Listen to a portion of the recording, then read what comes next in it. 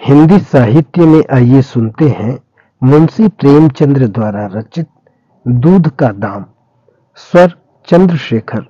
विशेष आग्रह, अगर आपको कहानी पसंद आती है तो कृपया लाइक शेयर सब्सक्राइब अवश्य करें। आप कहां से सुन रहे हैं और अपना शुभ नाम कमेंट बॉक्स में लिखना ना भूलें। धन्यवाद। अब बड़े बड़े शहरों में दाइयां, नर्सें और लेडी डॉक्टर सभी पैदा हो गई हैं, लेकिन देहातों में जच्चे खाने पर अभी तक भंगिनों का ही प्रभुत्व है और निकट भविष्य में इसमें कोई तब्दीली होने की आशा नहीं। बाबू महेश नाथ अपने गांव के जमींदार थे, शिक्षित थे और जच्चे खाने में सुधार की आवश्यकता को मानते थे, लेकिन इसमें जो बाधाएं थी उन पर कैसे विजय पाते। कोई नर्स देहात में जाने पर राजी न हुई और बहुत कहने सुनने से राजी भी हुई तो इतनी लंबी चौड़ी फीस मांगी कि बाबू साहब को सिर झुकाकर चले आने के सिवा और कुछ न सूझा।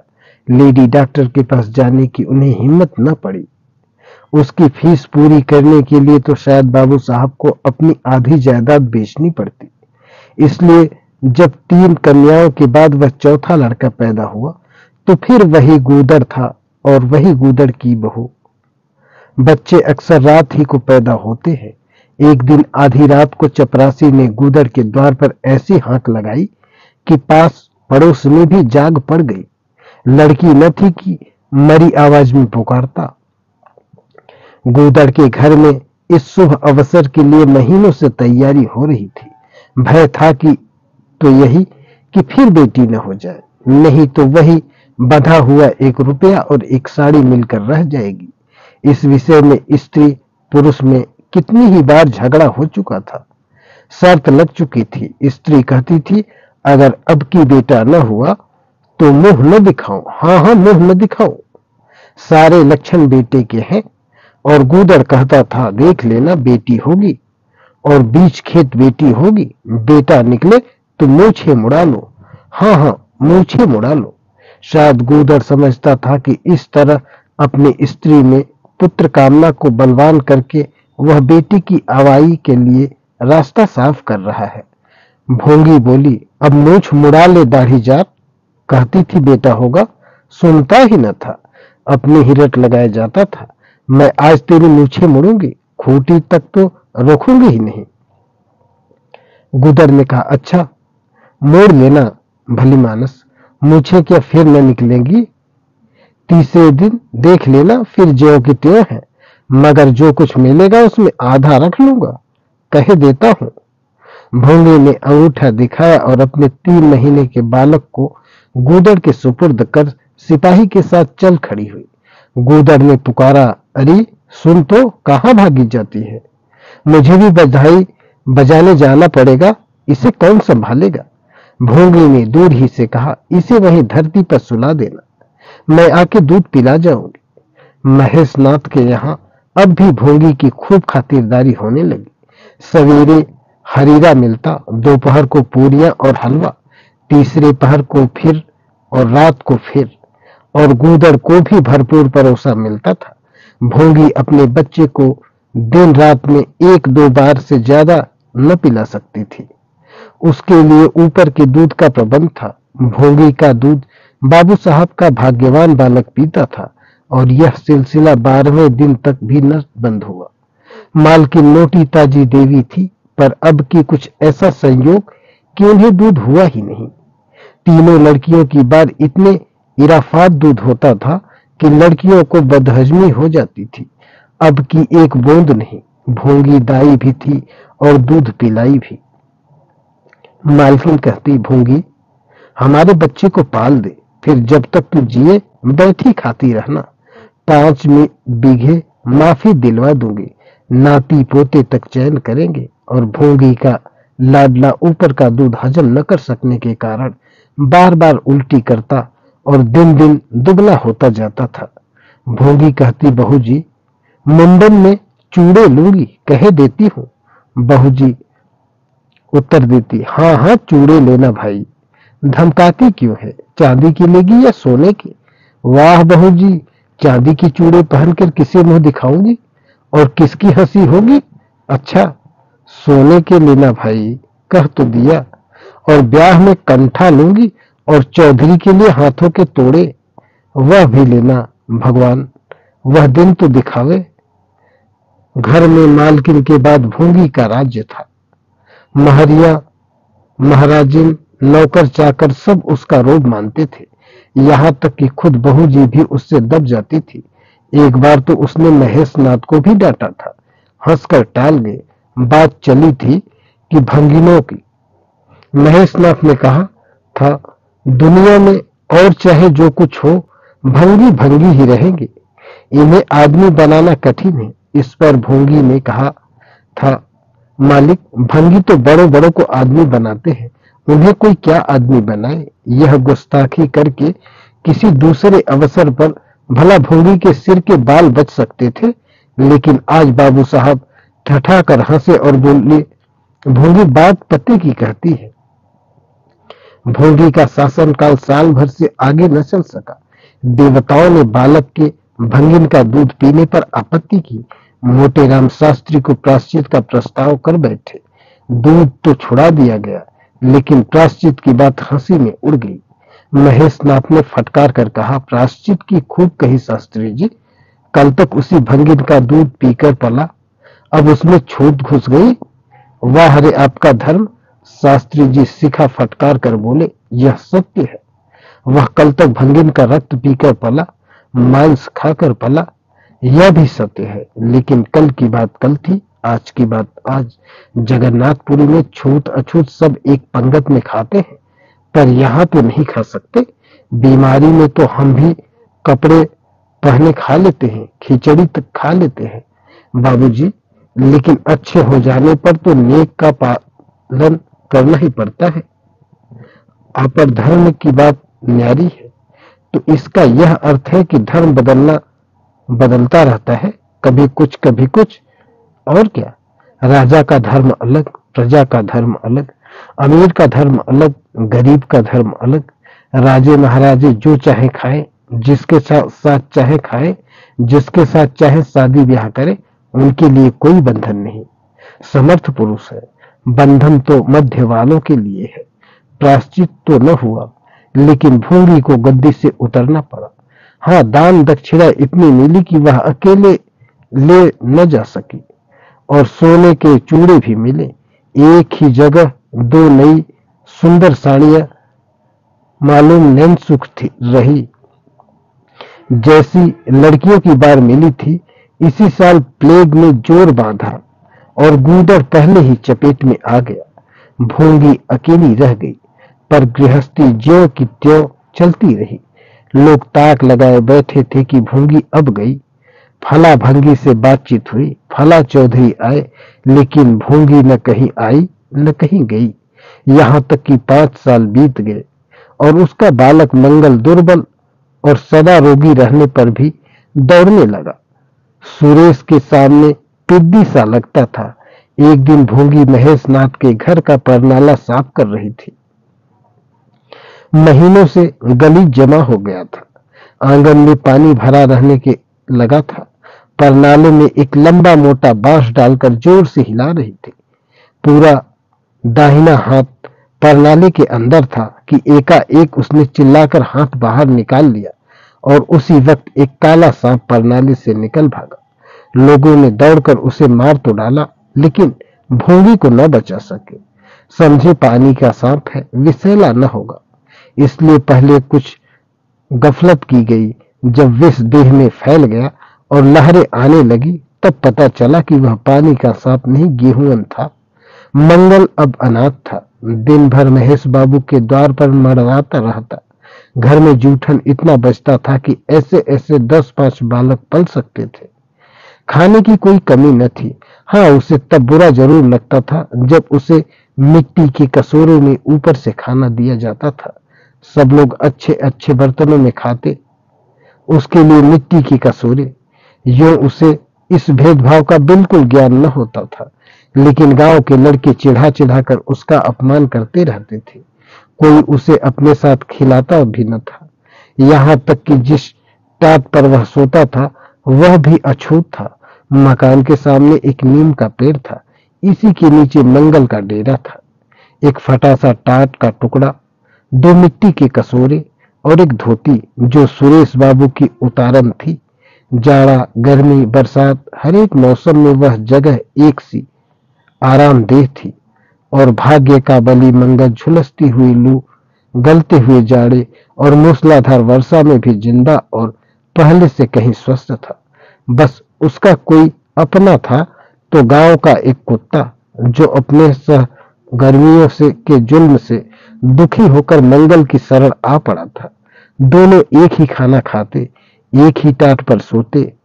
तबीयत भी दोनों की एक सी थी और दोनों एक दूसरे के स्वभाव को जान गए थे। कभी आपस में झगड़ा न होता था।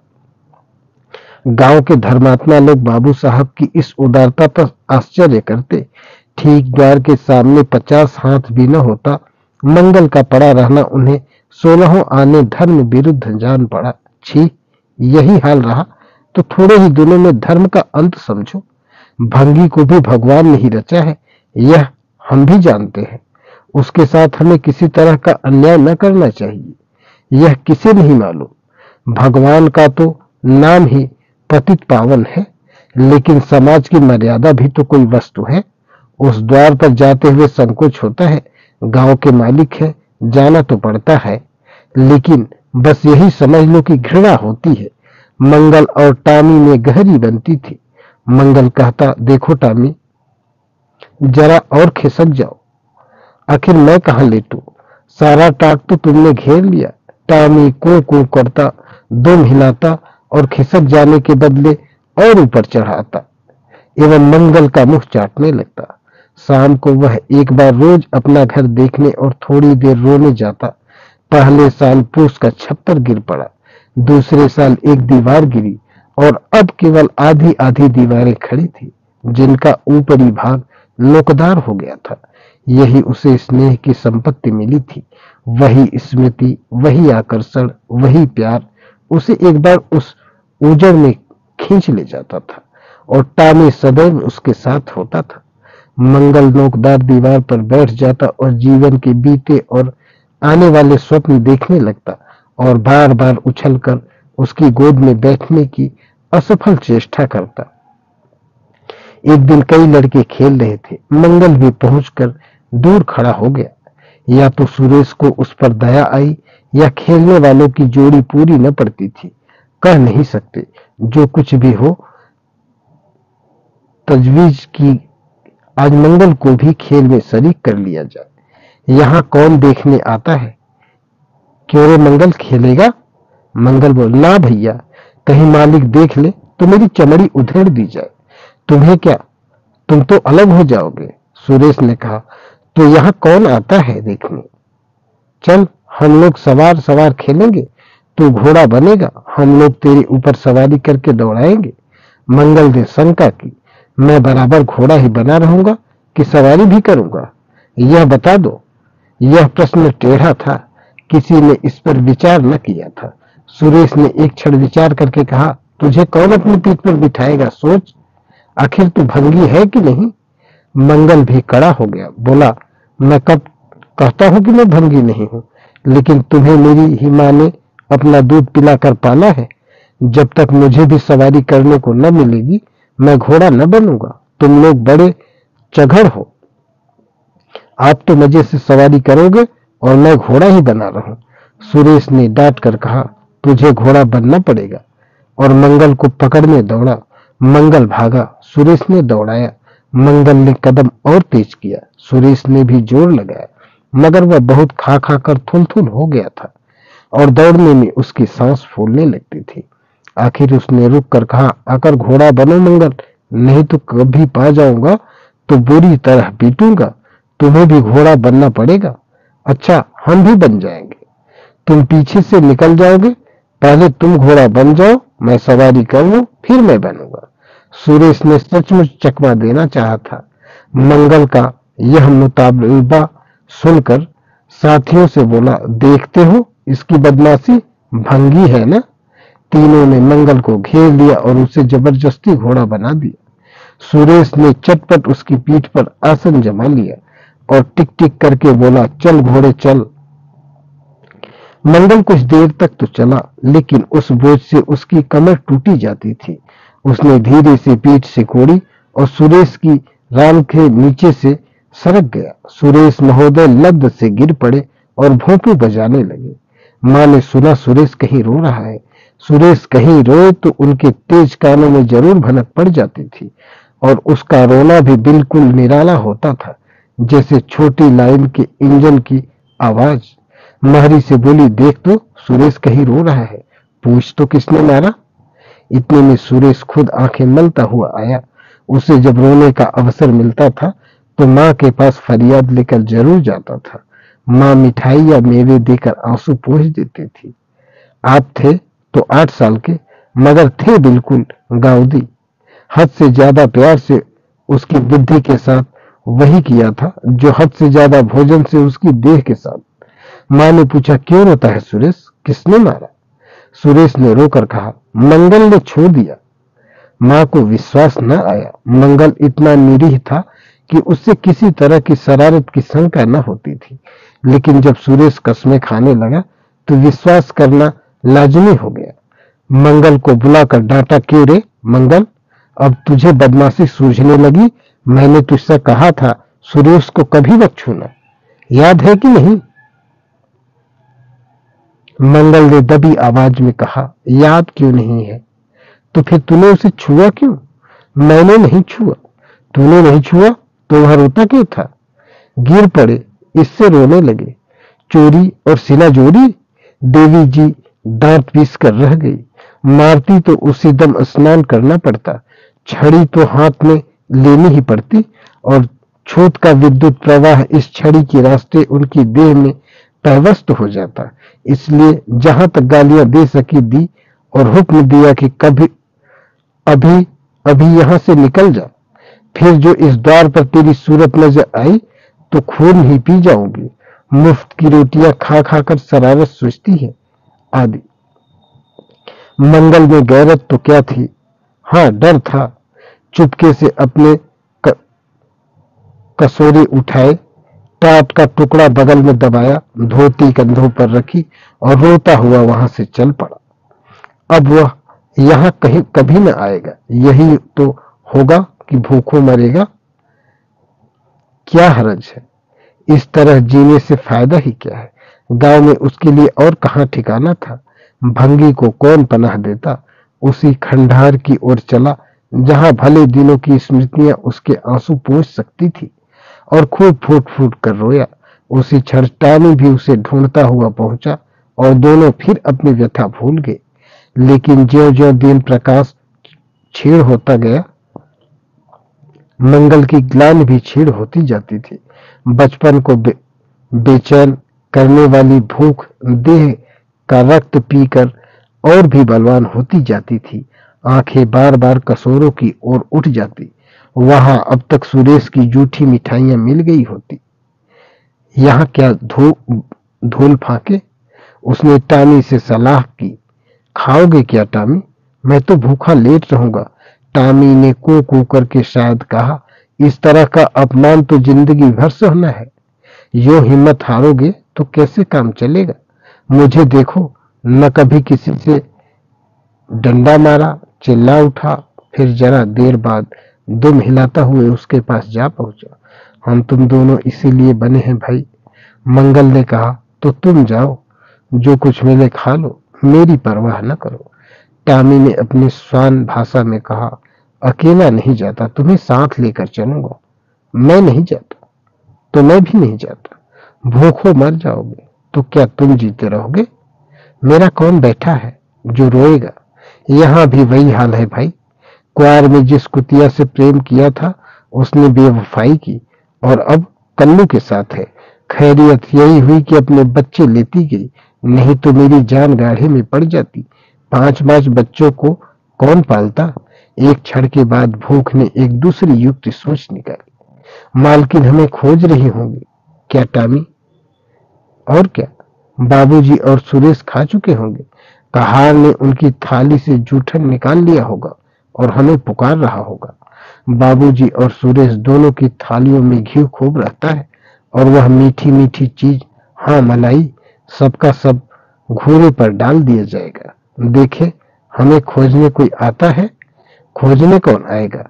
क्या कोई पुरोहित हो? एक बार मंगल मंगल होगा और बस थाली प्रणाली में उड़ेल दी जाएगी। अच्छा, तो चलो चले, मगर मैं छिपा रहूंगा। अगर किसी ने मेरा नाम लेकर न पुकारा तो मैं लौट जाऊंगा, यह समझ लो। दोनों वहां से निकले और आकर महेशनाथ के द्वार पर अंधेरे में दबक कर खड़े हो गए। मगर टॉमी को सब्र कहाँ। वह धीरे से अंदर घुस गया। देखा, महेशनाथ और सुरेश थाली पर बैठ गए हैं। बरोठी में धीरे से बैठ गया, मगर डर रहा था कि कोई डंडा न मार दे। नौकर में बातचीत हो रही थी। एक ने कहा, आज मंगलवार नहीं दिखाई देता। मालकिन ने डांटा था, इससे भागा है शायद। दूसरे ने जवाब दिया, अच्छा हुआ निकाल दिया गया। सवेरे सवेरे भंगी का मुंह देखना पड़ता है। मंगल और अंधेरे में खिसक गया। आशा गहरे जल में डूब गई। महेशनाथ थाली से उठ खड़े हुए। नौकर हाथ धुला रहा है। अब हुक्का पिएंगे और सोएंगे। सुरेश अपनी माँ के पास बैठा कोई कहानी सुनता सुनता सो जाएगा। गरीब मंगल की किसी चिंता है। इतनी देर हो गई, किसी ने भूल से भी न पुकारा। कुछ देर तक वह निराश सा वहां खड़ा रहा, फिर एक लंबी सांस खींचकर जाना ही चाहता था कि कहार पत्तल में थाली का जूठन ले जाता नजर आया। मंगल अंधेरे से निकलकर प्रकाश में आ गया। अब मन को कैसे रोके। कहार ने कहा, अरे तू यहाँ था? हमने समझा कि कहीं चला गया। ले खा ले, मैं फेंकने ले जा रहा था। मंगल ने दीनता से कहा, मैं तो बड़ी देर से यहाँ खड़ा था। तो बोला क्यों नहीं? मारे डर के। अच्छा, ले खा ले। उसने पत्तल को ऊपर उठाकर मंगल के फैले हुए हाथों में डाल दिया। मंगल ने उसकी ओर ऐसी आंखों से देखा जिसमें दीन कृतज्ञता भरी हुई थी। टॉमी भी अंदर से निकल आया था। दोनों वहीं नीम के नीचे पत्तल में खाने लगे। मंगल ने एक हाथ से टॉमी का सिर सहलाकर कहा, देखा, पेट की आग ऐसी होती है। यह लात की मारी हुई रोटियां भी न मिलती तो क्या करते। टॉमी ने दुम हिला दी। सुरेश को अम्मा ने पाला था। टॉमी ने फिर दुम हिलाई। लोग कहते हैं दूध का दाम कोई नहीं चुका सकता, और मुझे दूध का यह दाम मिल रहा है। टॉमी ने फिर दुम हिलाई। धन्यवाद।